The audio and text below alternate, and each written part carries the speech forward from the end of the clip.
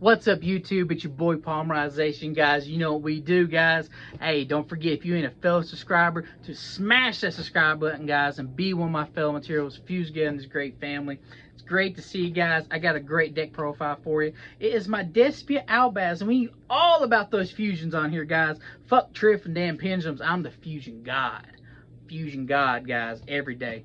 So you know what, guys? Let's get in that deck profile. And at the end, I'm going to tell you how my regional went.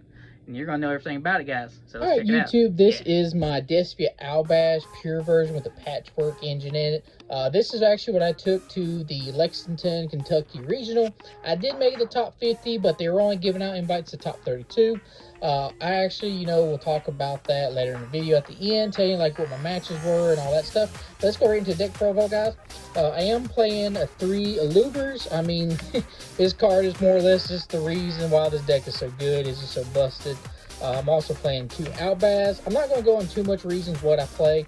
I think this is a lot easier just showing it out more than anything.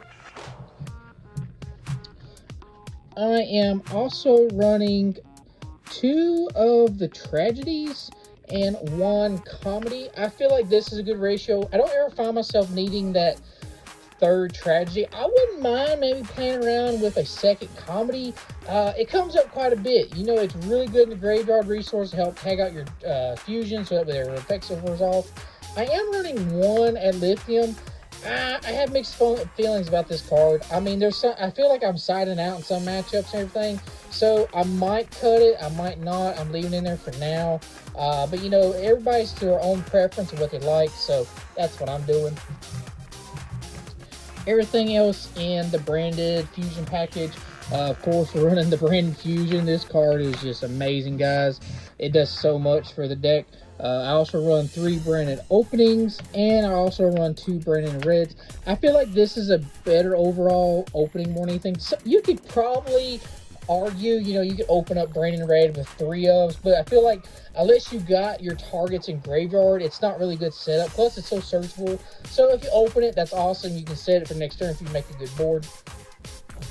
And that is all that for the fusions and stuff for the branded.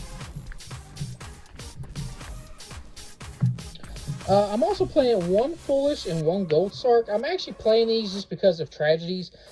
There's been instances where a lot of people forget when they play Gold Sark. It comes back on your 2nd standby phase. So you need to keep track of that, because you could have that extra card hand, that resource management really comes up more than anything. These are just 1 card starters, guys. I mean, it more or less gives you like an extra Albaz and everything. Not Albaz, sorry, a Luber. So I think these are always going to be mandatory in the deck. Some people are not even playing Gold Sark. I don't know why either. The patchwork package, I am running 2 chain, 2 patchwork, and 2 poly. Now, hear me out, guys. A lot of people are running like either 3 patchwork, 3 chain. I get it. You don't want to see it. But at the same time, I feel like when I was running 3 patchworks, I always felt like I was having that extra patchwork on top decking or drawing. I'm just like, I can't use it because I've used up both my chains and my poly. And surprisingly enough, I see this engine very consistently like it is. I don't know if it's just me or the way I shuffle or how I power shuffle. I don't know what it is. But I always see patchwork or chain. One of the two. I'm always seeing something that helps me find this engine so fast and easy. So I love this the way it is with 2-2. And plus, it just helps keep this deck to a 40-card deck more than anything. The next things I'm running that is not part of the engine whatsoever. I am playing the Light Hex Seal, and I'm also playing Shaddoll Beast. Now, a lot of you are like, why the hell you run Shaddoll Beast? So, you can make Winda very easy in this deck, and I've won a lot of games off Winda. There are some scenarios where I've actually opened up, and I will make a Dragoon and a Winda on the same board, so that's really good. Plus, you can actually chain with the Beast to draw a card, and that draw card can mean a lot. I've done a lot of crazy things with Beast, and I love Beast. That's the only Shaddoll monster you need more than. And of course, the Hex Seal is just there for the Dragoon pay, make it Dark Magician. So you have 2 different routes that you could go, which I like. Depending on the matchup I know I'm against, I don't know if a Dragoon's going to win me more or Winda's going to win me more. So I like having that options, and it really doesn't hurt the deck at all. Even if, another thing is pretty crazy, even if I open this in hand and I get the patchwork package, I could just hard poly this and another dark monster and make Winda that way too. So it's not that big of a deal.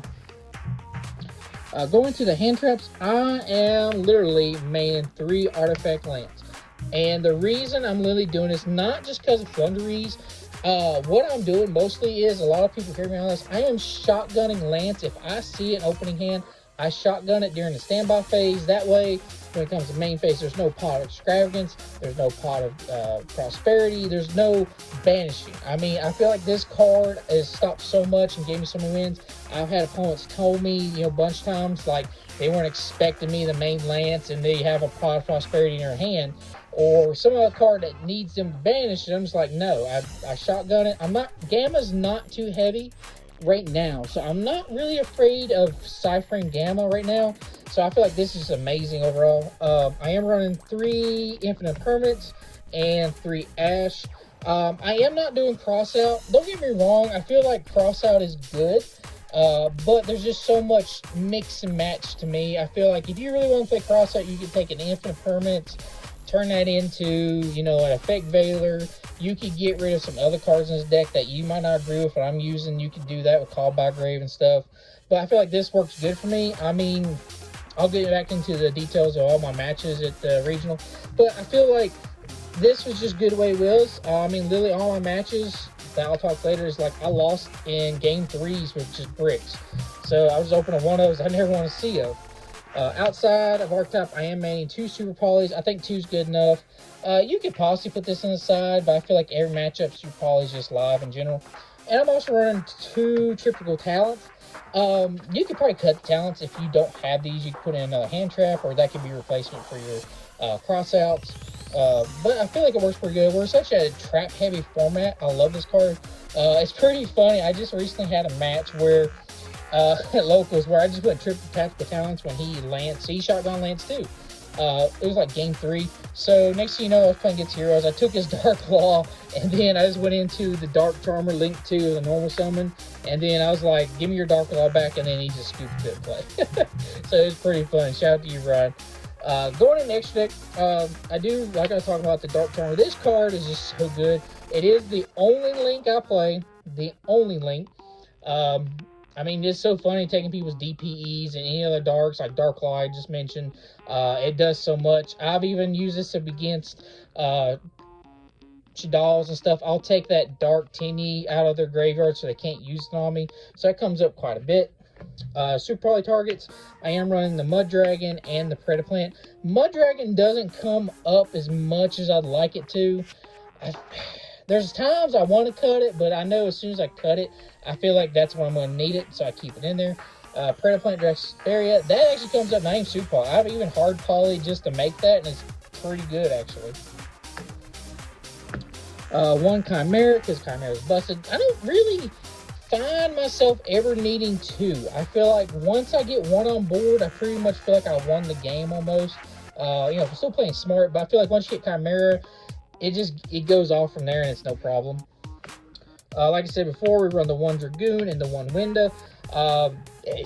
You get both of these on the board, man, good luck to you. I mean, you can't do nothing. The only time I ever had an issue was I wasted a gate and an opponent went into a conductor. I was able to book this stuff, but then I went into, like I said, Super Poly and Chimera regular hard parties, and it just broke the board easy.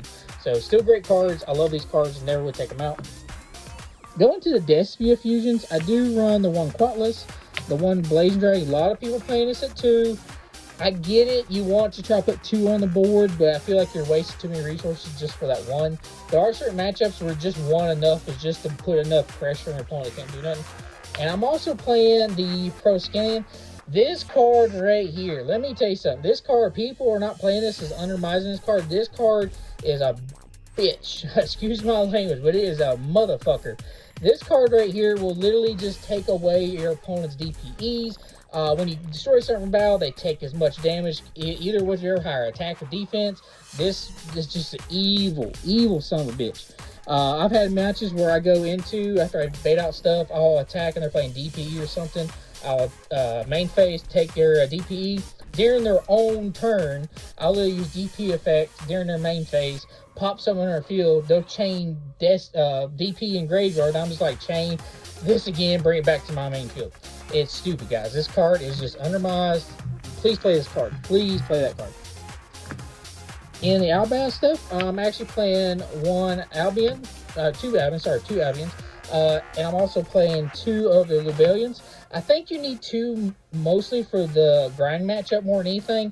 I think it's really needed. You could probably cut one or the other if you go more way. If you're not really doing the Shadal stuff, you can just cut this down the line.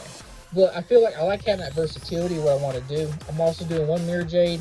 I recycle it every time off the Lubellian, so one's good enough. And another one I'm playing is actually I'm playing one Titanclad. The one Titanclad there is for the Mirror Jade effect. So like if I send this to Grave, Special Summon, and Albaz during my opponent's end phase, I literally just super poly their stuff away, and then we just keep going off from there. Really great stuff.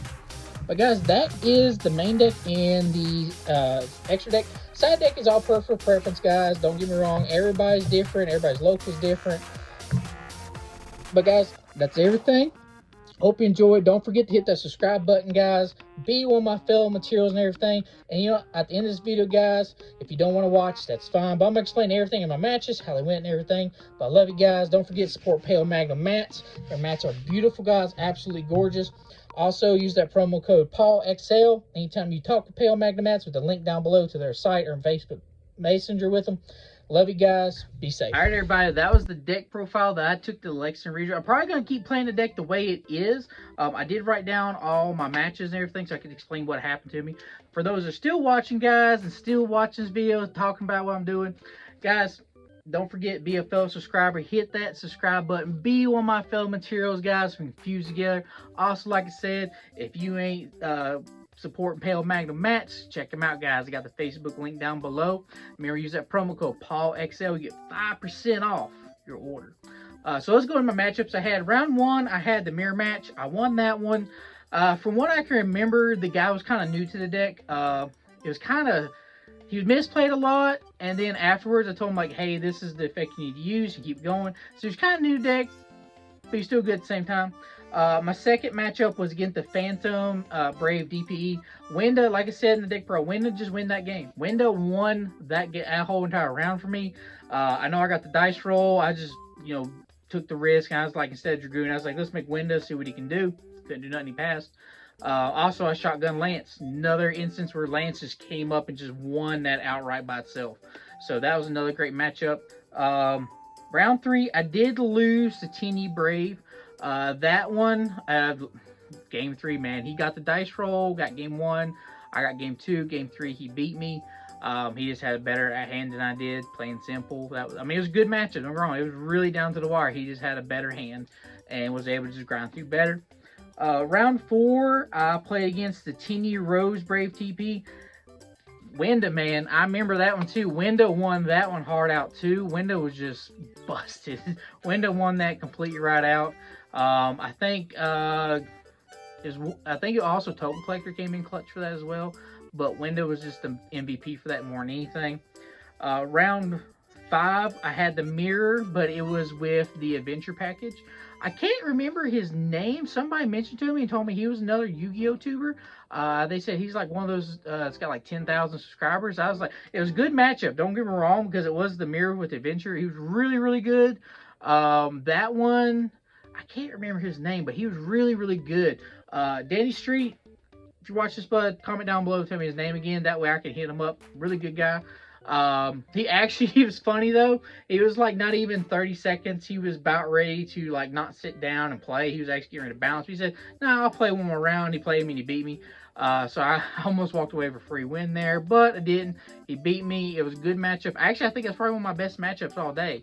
I think that one was the funnest one, the longest one we had. If I'm not mistaken, game two, that was long. I think it was like a 25, 30 minute, match. And that one alone, just in game two, it was really good. So shout out to him. Got into round six. That was against Eldridge. Surprisingly, that's usually like one of my worst matchups is against back row. I don't know if he opened bad or just was a bad pilot. No offense to the duelist. I'm not giving out names or nothing through all this stuff. But I know I just hit him hard, like he couldn't do nothing. I know Mirror Jade hurt him a lot. I know also I was playing the one that burned for 600. He didn't like that card either, for the most part. So he was trying to out that more than anything. Actually, if I'm not mistaken, I did win to him also. I winded him, and he couldn't special his he'd special the trap, but then he couldn't special out Golden Lord at the same time. So that was a little bit tricky for him. I didn't know if it worked, but it worked for me, so I'll take it. And then in round 7, I had the Flunderies matchup. Oh my god, round 7. Don't get me wrong, it was my one and only Flunderies matchup all day, but I had the worst hands against this guy. I mean, horrible. I didn't open up none of my hand traps. I didn't see none on my side. I mean, I felt like I lost to a bad duelist too. I felt like he was a duelist that, no, I'm not trying to down nobody more or anything, but you ever just play against that one person and you're just like, yeah, I lose. You know, you couldn't play, you couldn't do nothing. I mean, it was just a sad matchup. I had no hand traps, no nothing. I didn't have no starters. I even won the dice roll, which was funny. Game 1 was okay. It was decent, but he bricked 2. Games 2 and 3, I was just horrible, man. Brick City. If I could take any round back and just do it all over again, that one I would power shuffle more or something. I don't know. I don't think he was stacking or anything like that. It was just bad. It was just a bad round, plain simple. And then round 8 was the last one. That was against Sword Soul Tinny. I won that one. He was a good duelist, but at the same time, he was a little salty for the most part because he wasn't really verbally a lot. We had judges come over so many times. This guy, we had to reinstate game state quite a bit because the guy was not verbal. He would just say effect, activation of a card. He wouldn't say which activation, and every time I get judged to verify what he's activating, then we'd have to. It was a mess, guys. But overall, you know, I was in top 50. I think I was 48. Yeah, I was like 48 out of 48, 49 out of like 213 or 14, or maybe it was something lower than that. But I know it was over the 200s. I feel like I did pretty good. I just wish I could get back some of those like game 3 matches, especially around 7, man. That was just Brick City. I feel like the deck performed very well. I think it performed very well besides those instances that you brick, but that's part of the game. You will brick. I feel like if I didn't have those bricks, I probably would have done a lot better. I feel like I probably would have actually topped, guys. I think I would have topped and got my invite there, which is kind of funny with the invites and everything. But guys, that is everything that happened. I love you guys for sticking around, listening to what happened to me at my Lexington Regional more than anything. But I love you guys. Don't forget, be a subscriber, guys. Check out Pale Magnum Mats, 5% off, Paul XL. Love you guys. Peace.